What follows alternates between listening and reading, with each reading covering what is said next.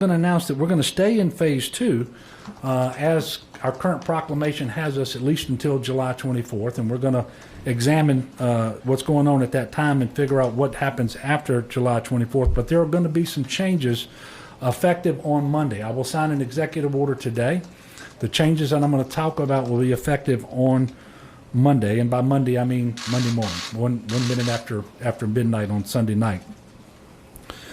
The changes. Masks are now mandated statewide for everyone age 8 and older, unless they have a major health condition that makes it difficult to wear a mask. And by the way, it is strongly recommended by the CDC and by us that children between 2 and 7 also wear a mask. The mandate won't apply to them, but the guidance still does.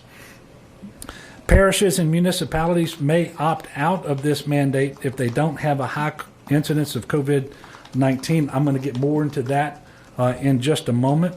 Right now, there are only 3 parishes in the state that don't have that high incidence rate that the CDC has put forward. Also, I want to talk about the fact that all bars with and without food permits will be closed to on-premises consumption. They may engage in curbside pickup. Indoor gatherings will be limited to 50 people total. Now, this does not, and I want to make sure this is very clear, this does not change what's in our proclamation for phase 2 with respect to occupancy limits of businesses. Essential businesses have no limits. Non-essential retail, places of worship, other places have a 50% occupancy limit, but with requirements for social distancing. These are social gatherings that we're talking about here. The limit will be 50 people indoors, and outdoors they will just be a requirement that they have to properly and strictly physical distance.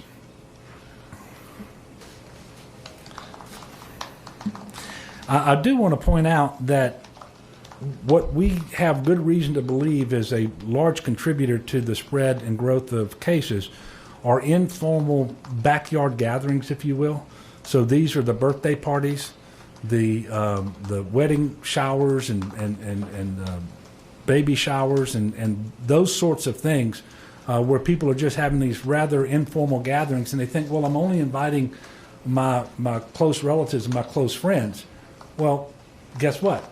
Many of your close relatives and close friends are going to have COVID. And what you have to do is make sure that you are following these rules too with anybody who is not part of your immediate household.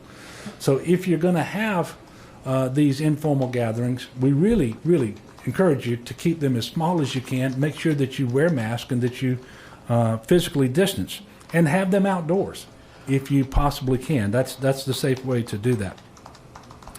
As I mentioned, the changes are going to go into effect on Monday night, right after midnight, because we did want to give business owners and the public time to comply. These orders will stay in place at least until July the 24th, which is when the current proclamation is set to expire. We will continue to look at the data and decide later what happens after July 24th.